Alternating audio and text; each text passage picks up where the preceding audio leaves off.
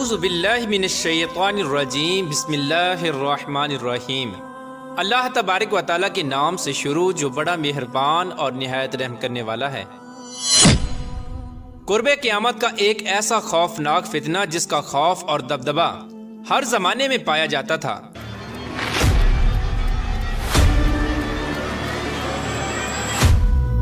اس فتنے کا ذکر اگر صحابہ کرام کی مجلس میں ہو جاتا تو صحابہ کرام زاروں کی تار رونے لگ جاتے اور اللہ تبارک و تعالیٰ کی پناہ مانگا کرتے۔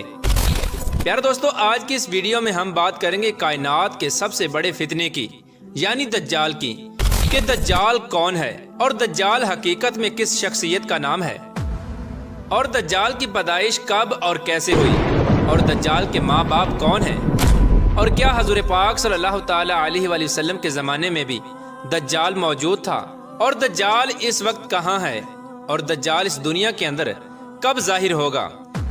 پیارے دوستو، ان تمام تر سوالات کے جوابات قرآن و حدیث کی روشنی میں آج کی اس ویڈیو میں ہم آپ کو بتائیں گے، لہٰذا آپ سے گزارش ہے کہ ہماری اس ویڈیو کو اینڈ تک ضرور دیکھیے گا۔ پیارے دوستو، حضور پاک صلی اللہ تعالی علیہ وآلہ وسلم نے ارشاد فرمایا کہ قیامت اس وقت تک قائم نہ ہوگی جب تک دجال اس دنیا میں ظاہر نہ ہو جائے۔ دجال کی ظاہری نشانیاں اور شکل و صورت کے بارے میں حضور پاک صلی اللہ تعالی علیہ وآلہ وسلم نے ارشاد فرمایا کہ دجال چھوٹے قد کا ہوگا، اور وہ بد صورت ہوگا، اور وہ ایک آنکھ سے اندھا ہوگا، اس کے دونوں پاؤں ٹیڑھے ہوں گے، اور اس کے جسم میں بہت زیادہ بال ہوں گے، اس کے سر کے بال گنگریالے ہوں گے، اور اس کا رنگ سرخ یا گندمی ہوگا، اور اس کی ناک طوطے کی چونچ جیسی ہوگی۔ اور دجال کی سب سے واضح نشانی یہ ہوگی کہ اس کے ماتھے پر کاف فا را لکھا ہوگا، جس کو ہر مسلمان پڑھ لے گا، چاہے وہ پڑھا لکھا ہو یا ان پڑھ ہو، لیکن کافر اور فاسق اس کو نہ پڑھ سکیں گے۔ پیارے دوستو، دجال جب اس دنیا کے اندر ظاہر ہوگا تو لوگوں کے سامنے پرہیزگار بن کر رہے گا تاکہ لوگ زیادہ سے زیادہ اس کی اتباع کریں، لیکن اندر سے یہ کافروں کی طرح ظالم ہوگا۔ دجال سب سے پہلے نبوت کا دعویٰ کرے گا، جب اس کے ماننے والوں کی تعداد زیادہ ہو جائے گی تو یہ خدائی کا دعویٰ کر دے گا۔ دجال ایک بہت بڑی سواری پر سوار ہو کر پوری روئے زمین میں گردش کرے گا۔ وہ سواری اتنی بڑی ہوگی کہ اس کی دونوں آنکھوں کا درمیانی فاصلہ 40 گز ہوگا۔ پیارے دوستو، دجال کے پاس بے شمار طاقت اور بے شمار مال و دولت اور خزانے ہوں گے۔ اس روئے زمین کی زیادہ تر نہروں پر دجال کا قبضہ ہوگا۔ اس کی اجازت کے بغیر کوئی بھی پانی نہ پی سکے گا۔ یہ لوگوں کو گمراہ کرنے کے لیے طرح طرح کی شعبدہ بازیاں دکھائے گا۔ یہ آسمان کو حکم دے گا تو وہ بارش برسائے گا، اور زمین کو حکم دے گا تو وہ سبزہ اگائے گی۔ اس وقت دجال اپنے آپ کو خدا کہے گا۔ جو لوگ اس کے پیروکار بن جائیں گے تو دجال ان کو مالا مال کر دے گا، اور وہ عیش و عشرت کی زندگی گزاریں گے، اور جو لوگ دجال کو خدا ماننے سے انکار کر دیں گے تو دجال ان کو قتل کر دے گا۔ پیارے دوستو، دجال بجلی کی رفتار سے بھی زیادہ تیزی کے ساتھ زمین کے اندر گردش کرے گا، اور وہ دنیا کے ہر کونے میں جائے گا۔ اس وقت تمام دنیا کے کافر اور اسرائیلی لوگ دجال کی حمایت کریں گے اور اس کی جماعت کے ساتھ شامل ہو جائیں گے، لیکن جو سچا مسلمان ہوگا وہ اس کو پہچان لے گا اور وہ اس کو خدا ماننے سے انکار کر دے گا۔ دجال پوری روئے زمین کے اندر فتنہ فساد پھیلانے کے بعد مکہ اور مدینہ کی طرف روانہ ہوگا۔ جب یہ مکہ میں داخل ہونے کی کوشش کرے گا تو اس کو مکہ میں داخل ہونے سے روک دیا جائے گا، اور آخر کار مکہ سے ذلیل و خوار ہو کر مدینے کی طرف جائے گا۔ اس وقت مدینہ منورہ کے 7 دروازے ہوں گے، اور ہر دروازے پر اللہ تبارک و تعالیٰ کی طرف سے ایک نگہبان فرشتہ مقرر ہوگا جو اس کو مدینہ میں داخل نہیں ہونے دے گا۔ اس طرح دجال مکہ اور مدینہ کے باہر کھڑا ہو کر ایک خوفناک چیخ مارے گا۔ اس وقت مکہ اور مدینہ کے اندر جو لوگ بھی منافقین ہوں گے وہ یہ آواز سن کر مکہ اور مدینہ سے باہر نکل آئیں گے اور دجال کے گروہ میں شامل ہو جائیں گے۔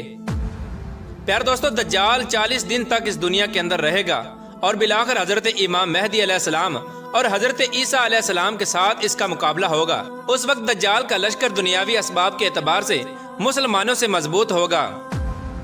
اس وقت مسلمانوں اور دجالی گروہ کے درمیان ایک بہت بڑی جنگ ہوگی۔ اس جنگ کے اندر دجالی ہار جائیں گے اور دجال کے لشکر کو بہت بڑی ہار کا سامنا کرنا پڑے گا۔ اس وقت دجال حضرت عیسیٰ علیہ السلام سے ڈرتے ہوئے فلسطین کی طرف بھاگے گا، اور حضرت عیسیٰ علیہ السلام اس کا پیچھا کرتے ہوئے اس کو مقام لد پر پکڑ لیں گے، اور اللہ تبارک و تعالیٰ کے حکم کے ساتھ دجال کو قتل کر دیں گے۔ پیار دوستو، بات کرتے ہیں کہ دجال کون ہے اور اس کے ماں باپ کون ہیں۔ دجال کی پیدائش کے متعلق مختلف روایات ملتی ہیں، جیسا کہ رسول پاک صلی اللہ تعالی علیہ وآلہ وسلم کے دور کی بات ہے کہ جب مسلمان مکہ سے مدینہ کی طرف ہجرت کر رہے تھے تو انہی دنوں میں مدینہ کے اندر ایک یہودی عورت نے ایک بچے کو جنم دیا جو پیدائشی کانا تھا۔ یہ بچہ پیدائش کے اعتبار سے عجیب الخلقت تھا۔ بچپن میں یہ مدینہ کے اندر بچوں کے ساتھ کھیلا کرتا تھا، لیکن آہستہ آہستہ یہ بچہ مشہور ہونے لگا اور اس نے مدینے کے اندر اپنے اوپر وحی یا القاء آنے کا دعویٰ کر دیا، اور یہ بچہ لوگوں کے ساتھ عجیب و غریب اور پر اسرار باتیں کرنے لگا۔ جب اس کی ماں کو اس بات کا علم ہوا تو اس کی ماں حضور پاک صلی اللہ تعالی علیہ وآلہ وسلم کے پاس آئی اور اپنے بیٹے کا سارا حال حضور پاک صلی اللہ تعالی علیہ وآلہ وسلم کو بتایا، اور اس بچے کی ماں حضور پاک صلی اللہ تعالی علیہ وآلہ وسلم سے یہ گزارش کرنے لگی کہ آپ اس کا معائنہ کریں کہ یہ کیا کر رہا ہے۔ ایک دن حضور پاک صلی اللہ تعالی علیہ وآلہ وسلم صحابہ کرام کے ہمراہ اس بچے کا معائنہ کرنے کے لیے اس کے گھر کی طرف روانہ ہوئے تو آپ نے رستے میں اس بچے کو انصاری بچوں کے ساتھ کھیلتے ہوئے دیکھا۔ اس بچے کا نام ابن سیاد تھا۔ اس وقت حضور پاک صلی اللہ تعالی علیہ وآلہ وسلم کے ساتھ عمر ابن خطاب رضی اللہ تعالی عنہ اور دیگر صحابہ کرام بھی موجود تھے۔ اس وقت ابن سیاد بلوغت کے قریب تھا لیکن جوان نہیں ہوا تھا۔ حضور پاک صلی اللہ تعالی علیہ وآلہ وسلم اس کے قریب گئے لیکن اس کو پتہ نہ چلا، تو آپ صلی اللہ تعالی علیہ وآلہ وسلم نے اس کی کمر پر ایک ضرب لگائی اور ابن سیاد سے فرمایا، کیا تم گواہی دیتے ہو کہ میں اللہ کا رسول ہوں؟ تو ابن سیاد نے آپ صلی اللہ تعالی علیہ وآلہ وسلم کی طرف دیکھا اور کہا کہ میں گواہی دیتا ہوں کہ آپ اللہ کے رسول ہیں۔ پھر ابن سیاد نے حضور پاک صلی اللہ تعالی علیہ وآلہ وسلم سے کہا کہ کیا آپ گواہی دیتے ہیں کہ میں اللہ کا رسول ہوں؟ تو آپ صلی اللہ تعالی علیہ وآلہ وسلم نے ابن سیاد کو چھوڑ دیا اور فرمایا کہ میں اللہ اور اس کے رسولوں پر ایمان لایا۔ اس کے بعد نبی پاک صلی اللہ تعالی علیہ وآلہ وسلم نے ابن سیاد سے پوچھا کہ تو کیا دیکھتا ہے؟ تو ابن سیاد نے کہا کہ میں سمندر پر عرش دیکھتا ہوں۔ تو اس وقت حضور پاک صلی اللہ تعالی علیہ وآلہ وسلم نے ارشاد فرمایا کہ وہ ابلیس کی چال ہے۔ اس وقت ابن سیاد نے حضور پاک صلی اللہ تعالی علیہ وآلہ وسلم کو بتایا کہ میرے پاس سچی اور جھوٹی خبریں آتی ہیں۔ یہ بات سن کر آپ صلی اللہ تعالی علیہ وآلہ وسلم نے فرمایا، پھر تو تیرا معاملہ الٹ ہو گیا۔ اس کے بعد حضور پاک صلی اللہ تعالی علیہ وآلہ وسلم نے ابن سیاد سے فرمایا کہ میں نے تیرے لیے ایک چھپانے والی چیز چھپائی ہے۔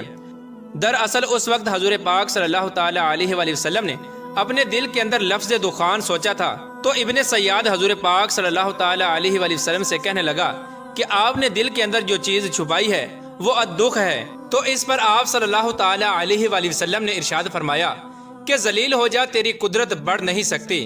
اس وقت حضرت عمر رضی اللہ تعالی عنہ نے فرمایا کہ اگر آپ مجھے اجازت دیں تو میں اس کی گردن اڑا دوں۔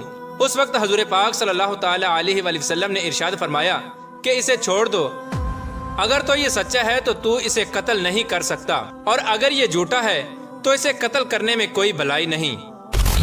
پیار دوستو، مدینے کے لوگ ابن سیاد کے بارے میں یہ کہا کرتے تھے کہ بعض شیاطین اس کے پاس آتے تھے جو اس کو عرش الہی کی خبریں دیا کرتے تھے، جبکہ حضور پاک صلی اللہ تعالی علیہ وآلہ وسلم نے ابن سیاد کے معاملے میں سکونت اختیار کی ہے، کیونکہ آپ صلی اللہ تعالی علیہ وآلہ وسلم کی طرف یہ وحی نہیں کی گئی کہ ابن سیاد کی حقیقت کیا ہے، جبکہ بعض لوگ ابن سیاد کو ہی دجال مانتے ہیں، اور کچھ صحابہ کرام کا خیال بھی یہی تھا۔ اور ایک دوسری روایت میں ملتا ہے کہ حضرت عمر رضی اللہ تعالی عنہ حضور پاک صلی اللہ تعالی علیہ وآلہ وسلم کے سامنے ابن سیاد کو دجال کہا کرتے تھے، لیکن آپ صلی اللہ تعالی علیہ وآلہ وسلم نہ ہی اس بات کا اقرار کرتے اور نہ ہی اس بات کا انکار کرتے۔ پیارے دوستو، ابن سیاد کے اندر ایسی بہت ساری نشانیاں موجود تھیں جو کہ دجال کی نشانیاں تھیں۔ یہی وجہ ہے کہ اس دور کے اندر صحابہ کرام بھی ابن سیاد کو دجال کہا کرتے تھے، اور بعض مفسرین کا یہ کہنا ہے کہ ابن سیاد ہی وہ شخص ہے جو قرب قیامت میں دجال بن کر ظاہر ہوگا۔ حضرت ابو سعید خدری رضی اللہ تعالی عنہ بیان کرتے ہیں کہ ابن سیاد مجھ سے کہنے لگا کہ میں دجال کے ماں باپ کو بھی جانتا ہوں اور دجال کو بھی جانتا ہوں۔ تو اس وقت حضرت ابو سعید خدری رضی اللہ تعالی عنہ نے ابن سیاد سے کہا کہ کیا تو اس بات کو پسند کرتا ہے کہ تو ہی دجال ہو؟ تو اس وقت ابن سیاد نے کہا کہ اگر مجھے دجال بنایا گیا تو میں اس بات کو ناپسند نہیں کروں گا کہ میں دجال بنوں، یعنی کہ میں دجال بننا پسند کروں گا۔